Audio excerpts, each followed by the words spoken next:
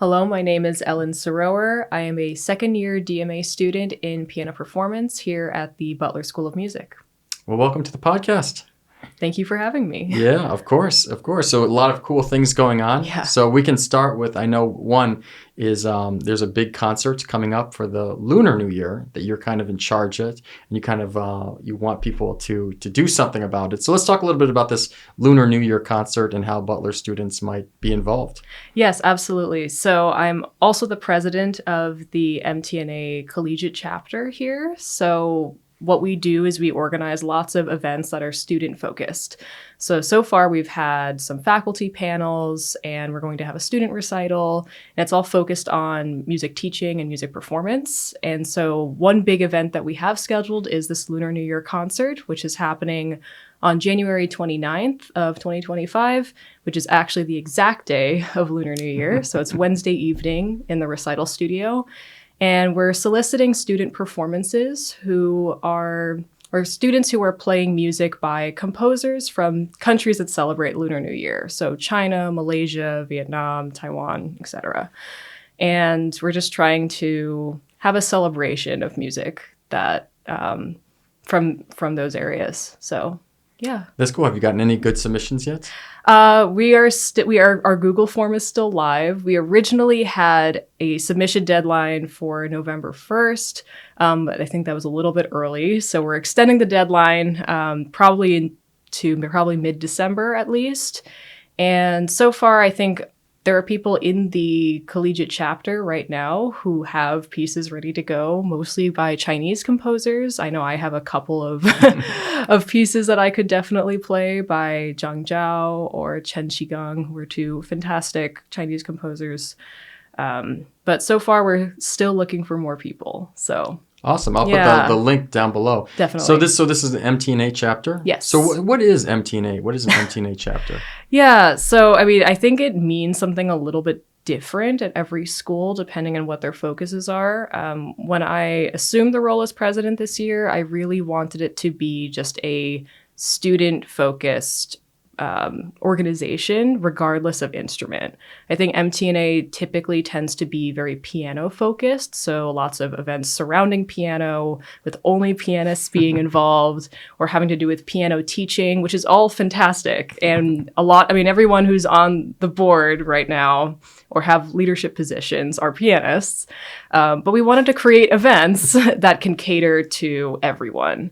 So this year I mentioned 2 faculty panels. So the first panel we had was basically just interviewing or discussing with 2 current faculty members here at BSOM on how they kind of got to where they are in academia. So we talked to Dr. Stephen Page from the saxophone department and Dr. Honky Chung from the music theory department. And they both had very different stories on how they got to where they are. And so that was very valuable. And people from many different departments came to that panel. So that was great. And the one that we just had this past Friday was on how to do research in music, which again is for everyone. And we had Dr. Bob Duke from Music and Human Learning and Dr. Allison Maggart from musicology.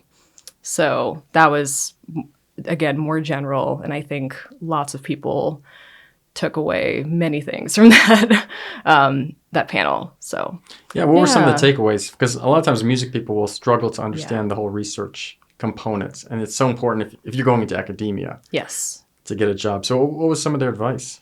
Yeah, I mean, I think the biggest question that people had was that music is a very old discipline. So people have been writing and doing research on this for a very long time. So how do we find any kind of white space? How do we have original thought at this point? And because they came from Dr. Duke and Dr. Maggart come from 2 very different disciplines, they had different things to say. But I think for Dr. Maggart, she was saying that try and ask research questions that can be something that's very narrow, as why does someone use this word to describe something? And that can open up a whole host of questions. And versus thinking, I'm going to approach something based on a topic. I'm just going to come with this topic and then see what happens, but rather trying to ask questions about very, very small things. So I think that was very valuable advice. And then with Dr. Duke, the really good advice he gave was try to see people who are doing things that you find interesting. Oh, okay. And see what projects they're working on and try and actually work on those projects with them. So when he takes in new DMA or PhD students, they're working with him directly on his research projects, and they're publishing with him and helping him in the research process. And through that, then they can start doing things on their own. So just by doing it, they're learning how to do research. Yeah. So that's awesome. And I know you did some research, right? As part of MTNA, right? And you presented it within the last 6 months, I want to say. Yeah. So at TMTA, Yeah, so talk about, like, what is TMTA? Like, how did that process go? Yeah, so that was also with the collegiate chapter. And I don't know if it was necessarily so much research, but it was a presentation that we did on Louise Ferenc's Opus 50 Etudes, and that was led by our previous president, Jean Jerez. And that was really the topic that she came up with, and we all kind of helped her with it. So as per Bob Duke's advice. And we all, everyone who was involved in this presentation picked an etude to analyze and talk about why this was a developmental type of piece for mostly elementary to intermediate students, how it could develop their sense of expressivity, but also technical skill at the same time. So, which is a very different type of research or topic versus something like music education, or what usually happens in music education or musicology. But yeah, that was one example of some of the presentations I've done recently. Was that the first presentation you did at a conference? No. No? What was the first presentation you did? That was back in January 2022. Okay. When I did the virtual collegiate chapter symposium. Usually it's in person, but it was still sort of COVID times. Mm-hmm. And the presentation I did was based off of a paper I actually wrote for Dr. Denenberg's pedagogy class on what does it mean to cultivate a supportive musical community. So that was involved a bit more research where I explored the idea of psychological safety in groups and what does it mean to cultivate that in a music studio. Oh. So that was that presentation. And you needed that safe space. Yes. Yeah. So there's a lot of the research I do is like with video games and play, mm-hmm. and like people disagree about what play is, but generally they kind of agree on the 6 components. And one of those components is safety. Mm-hmm. You can't play unless you have a safe space. Yes. So was it super nervous? Were you super nervous when you presented the first time? It was interesting because it was recorded, because it was online. Yeah. So it was a different type of anxiety because even with performing, if you're doing a recording, you feel like it has to be perfect because you can go back and fix it or start over, which in live performance, that's it. So there was that part of it. But I think because I was just speaking to my computer, I wasn't nervous in the typical sense. But other than that, I've actually always presented with other people at this point, whether I've also presented at one philosophy conference here at UT with a friend and colleague of mine in the philosophy department, which is a very different kind of experience. But I've always presented with other people. And I think similar to performing, when I'm performing with other people, the nerves go away, I think, for me. Yeah. Yeah. So are you planning to go into academia? That's the plan as of now. I think I'm trying to set myself up for the most amount of success I could have. But I know that academia is uncertain. Life is uncertain. It's uncertain. Yeah. But I at least think a lot of my interests overlap with those that thrive in academia. So yeah. So let's talk about some of the other stuff you're doing here. So you're working with the UT Elementary, yes. right? So that's it's a public school? Charter school. Oh, it's a charter school? Yes. And it's run by the university? It's attached to the university. I'm Okay. not exactly sure how funds are allocated or if they're exactly through the university, but I'm assuming because it's called the UT Charter School, it's probably funded in part by the university. Cool. And what do you do? Yeah. What are you doing with them? So I had this idea actually starting from the first year of my master's program that I wanted to do something with children, but regarding philosophy, doing philosophy with children, which I know it is actually an established thing in the US and in Europe. But I was thinking a lot of It is established? Yes. So, Okay. yeah, it's not I don't think I widely got known. any philosophy, anything until like I was in college. Oh, I mean, so it's still a growing organization. So just Okay. to kind of plug the organization that mostly does this in the US, it's the PLATO, which is Philosophy, Learning, and Teaching Organization, with its executive director being Jana Moore-Lone, who has really been a pioneer in championing pre-college philosophy in the United States. And a lot of the work that's been done in that domain, I think, has been in areas of philosophy like ethics or epistemology, metaphysics, but not much on aesthetics, philosophy of music. Okay. And because you can go on the website, you can see sample lesson plans, and there is some on the philosophy of music, but less than 5 probably.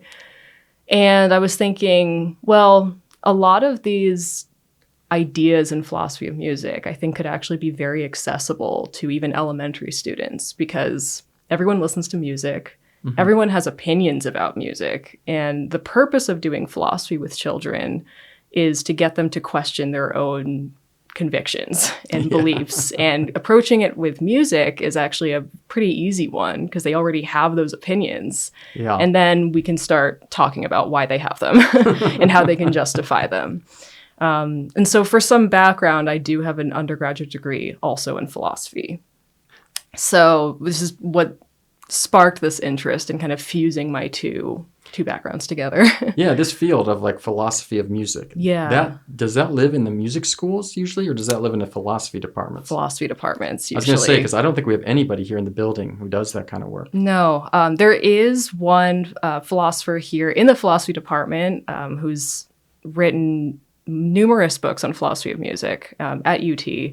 She's Kathleen Higgins. She's really been a leading figure in philosophy of music who's alive now. And so she actually has had some seminars in the philosophy department on philosophy of music and aesthetics broadly. But yeah, it's not something that's really offered or engaged with in music departments. So Are you one of the only people, do you think, in the country doing this for the elementary school age? I think I was actually introduced just virtually over email to one person, I think, who's either a musicology or music theory graduate student who's also doing some philosophy with pre-college students. I'm not sure if they're doing philosophy of music, but I don't think it's a large number of people doing this kind of work of doing philosophy of music with children. Yeah. And what does it look like? What age groups do you do, and what do kind of the lesson plans look like? So right now, it's just 1 5th grade class. So it's kind of like a pilot program, but it's been working out really well. So UT Elementary has a very interesting music program in that they have not just band and orchestra, but they also have a music production track. Oh, wow. And the person who I'm collaborating with, who's been absolutely fantastic at UT Elementary, is AJ Marks. So he's the general music teacher, but he helps teach this class. And they learn how to use GarageBand and BandLab, and they're basically just producing their own music. And so I thought this is a really interesting group of kids to have these types of discussions. Yeah. So the way that we've approached it is having kind of 3 main philosophical topics that we'll discuss and engage with through not just discussions and activities, but also projects that works well with the actual class. So the first big question that we had, besides what is philosophy, which I introduced to them the first class, by asking them, what is a sandwich? that was my first big philosophical question for this 5th grade class. And they all had so many opinions. Yeah. And so we were trying to just say, okay, like anything can be made into a philosophical question if we're taking something very trivial or something that you take for granted and questioning why you think the things you do about it. Yeah. Like sandwiches. And we got into a very big heated debate. And I was like, now you're doing philosophy. Now let's apply it to music. So besides what is a sandwich, the first question was, what does it mean to have emotions in music? Like, why do you feel emotions when you listen to different types of music? And what influences or arouses those emotions? Or are those emotions expressed in music? And then, yeah, so there are lots of different ways to think about emotions in music. And we talked about it through listening to different examples, writing down the types of emotions that they felt, and seeing if they could tie that to specific musical elements like timbre, dynamics, register, tempo, etc. And once we kind of figured out that a lot of the emotions we might feel might be tethered to certain musical elements in certain contexts, then they were able to actually create their own song based off of a musical emotion. And they had to kind of justify, Oh, nice. why that emotion and why they made the musical decisions they did for that emotion. Yeah. Yeah. So are there lyrics with these? No, just sound. Yeah. And so that was pretty interesting. The second topic, which it was supposed to kind of not be this as the second topic, but the scheduling worked out this way, was the big what is music question, where we had both actually Dr. Allison Maggart and Kathleen Higgins from the philosophy department come in for this big discussion we had, where we had those poor kids, these intimidating like professors coming in. They were really excited. What is music? Yeah. They were really excited actually because they consider anyone who comes from UT Austin as people from Big UT, which is really cute. Oh, yeah. So they were really excited to have them come in. And a big thing about doing philosophy with children is that you're not just taking out a text and you're reading it and then discussing what someone has already said. You're engaging in thought experiments and games and, kind of circle discussions where you're kind of decentering yourself as a teacher, but rather just that you're almost a partner in trying to figure out the truth. Mm-hmm. And so with the what is music question, to make it less intimidating, we were first just seeing like, okay, how would you think about what music is? And let people kind of voice their own ideas first. And then you as a facilitator are just trying to poke more questions out of them. And they were very open-minded, this group of 5th graders. We were thinking like, could a toilet flushing could be music? They said, yeah, why not? Could tectonic plates moving be music? Yeah, why not? But then we played a bunch of different examples from all over the spectrum. So we did, I think we did like Pauline Olivero's Deep Listening. We did whale music or whale sounds. We did some pop music that they definitely know. And little Taylor Swift. Yeah, we actually did Taylor Swift. Oh, if they're 5th graders. Absolutely, you gotta do the Taylor Swift, yeah. And then we had, okay, if you think it's music, go to one side of the room. If you're not really sure, stay in the middle. And then you say absolutely not, the other side of the room. Mm-hmm. And then you just kind of question people depending on where they went. It was really interesting is when I played the Taylor Swift, most of the class went to, yes, this is music. But some of them actually said, no, it's not music. Oh, wow. Okay. And so I said, why isn't this music? And they said, well, I don't like it.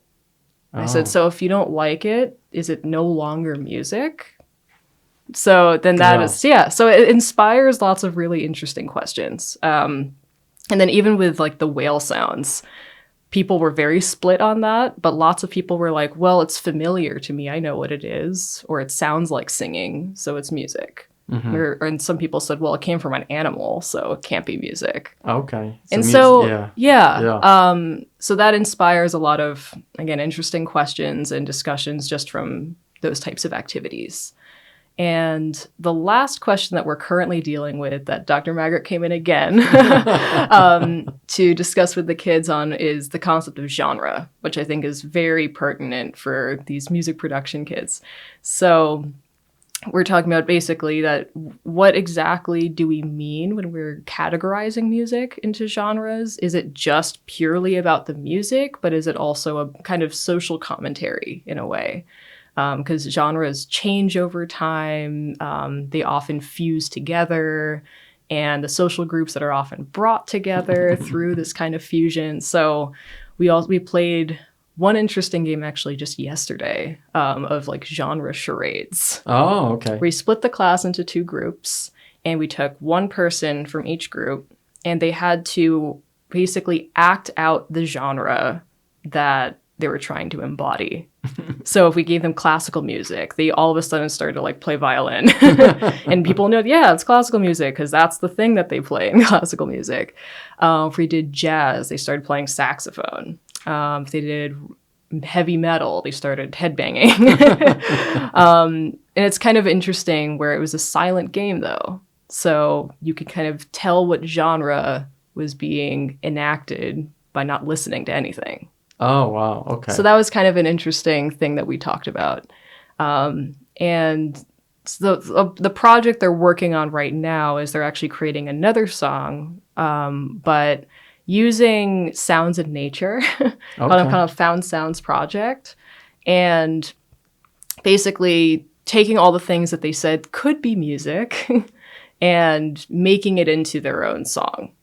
And then trying to see what genre is this based off of what they end up creating. So now, are they recording the sounds themselves? we were hoping to do that, but Nature's kind of far away from that. yeah, Too. I know, yeah. It's like right in the middle of the east side. Yeah. So we ended up not having it be like a, truly found sounds type of project, but we found in Band Lab there are a lot of different just nature sounds, like bird calls, water drops, people laughing, sirens, things that you would just hear by going outside. Yeah. And yeah, they're just using these things to make their own songs. That's so cool. Yeah. Are you going to do it again next semester? I'm hoping. I did get a $1,500 grant from PLATO to run this program, and we've used some money to go on a couple of field trips. Oh, nice. Yeah, one was actually here where they talked about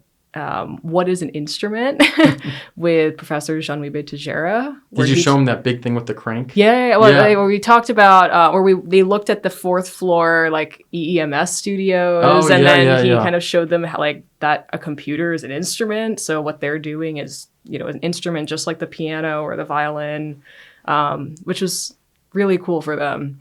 And then we went to another field trip, through Texas Performing Arts. I think it was called Kid Koala, the Storyville Mosquito. Oh, I saw that. Did you see that? Wasn't that amazing? Amazing. That was incredible. And talk about, questions having to do with genre. Yeah. It was all over the place. So that inspired also some more interesting conversations on, like, what was it? Like, in terms of if we had to try and categorize the musical genres represented.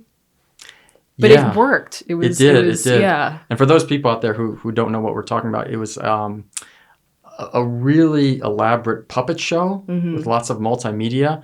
But yeah, there was like a couple stringed instruments. There was a DJ. There was a percussionist. That might have been it, right? Yeah. And it would there'd be like a classical piece, and then there would be like the DJ doing stuff. Yeah, I think the DJ Kid Koala, he was doing turntables, piano, I think some kind kind of electronic wind instrument. Yeah, it was like it almost looked like a saxophone. It sounded like a saxophone. Yeah. And percussion, and so he was playing a bunch of different instruments at the same time with like a string quartet, basically. It was amazing. Yeah. And all the puppetry was live, so it was it couldn't be.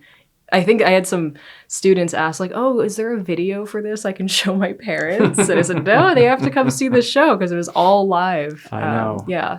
I know we wanted to So, come back and see it again with my youngest daughter, but they were only here for like a couple days, and the yeah, shows were all sold out. But yeah. yeah, then there was like a big screen, and Hmm. it was like watching a movie. Yeah, So yeah, yeah. And the kids absolutely loved it. So, yeah, but anyway, we have funds left over, so we're hoping maybe we can do more next semester as well. Yeah. yeah, So my goal is that I would love for this to be a bigger thing in public schools, especially now that I know this can be just integrated into music curricula. So yeah. yeah.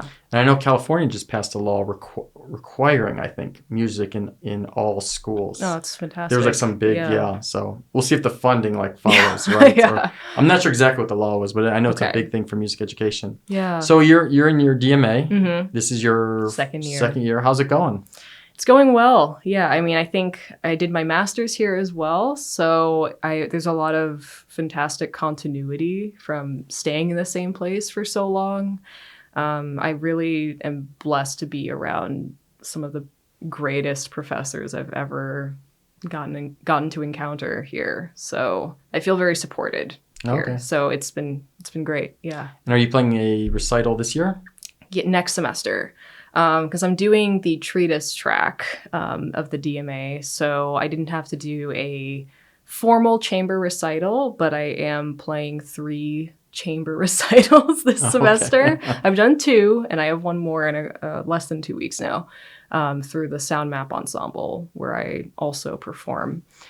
But I will be doing my DMA 1 solo recital sometime next semester. Okay. Yeah. What are you going to be playing for it? All the pieces I'm playing for it. Yeah. Or with like what? Like what do you Oh, do you know? I assume yes, you know. I do. Yeah.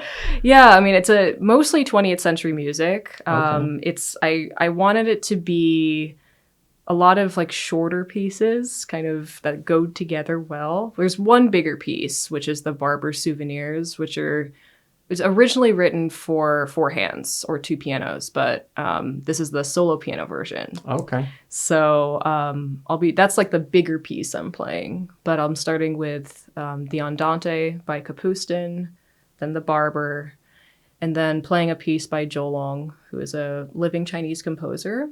And the piece, I think it's pronounced Wu Kui, so it's based off of Chinese folk dances.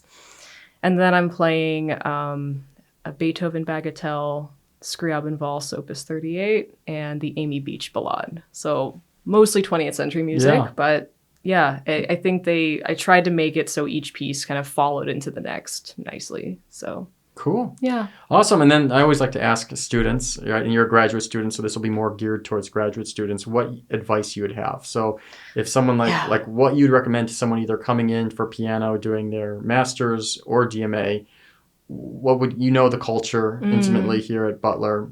What advice would you have? I think Butler is a great place for people who are self-motivated. I think any bigger university, I would say that.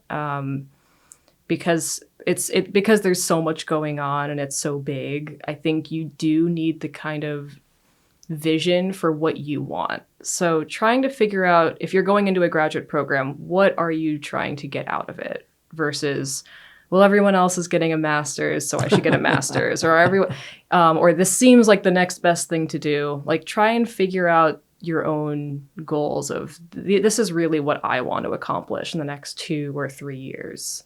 And, those goals can absolutely change, as they definitely have for me over many years. But I think Kind of the same themes though, like same the themes, the but philosophy yeah, theme, right? sure. Yeah. Yeah. But I mean, at least they've taken different shapes over the years. I definitely didn't see myself here when I started my undergrad, for example. But I think having a clear idea, at least, of what your goals are before you start a new degree and what you want to get out of it so you can hit the ground running when you get here. Okay. And Yeah. do you think you'll end up like on the performance side or more the education side? We'll see. I'm hoping a portfolio of all these things because I'm doing a DMA because I love to perform, but I love to teach and I have a lot of academic interests. So hence the academia goal eventually, because I feel like it's a venue where I can do all of these things at the level I want to. But I think regardless, anything where I can pursue all of my interests, I'll be very happy. Awesome. So great. And so I'm going to put you, there's a Google Sheets for the Lunar Festival. Yes. It's down in the description below. So, and anybody can apply, right? Like any type of instrument. Yes. The only thing is it has to be the composer has to be from a country where they celebrate the Lunar New Year. Yes. So it's open to all BSOM students. So yeah. So a lot of Asian countries. Yes. Nordic countries. I know they celebrate it. Like Norway and Iceland. They all celebrate it. Yeah. So I mean, that would be we just want to have as many student submissions as possible, and we're hoping to have like a big celebration as well with food and decorations. Nice. And now, is that the Chinese New Year? Is that that's the same thing? It's sort of. Yeah, I think so. Yeah, I think that's like a week long, but they could be. There's starts one day. Yeah, we're happy we could get that one day on exactly Lunar New Year. Yeah. So cool. Yeah, we're excited. Awesome. Well, thanks so much for sitting down and talking. Thank you for having me.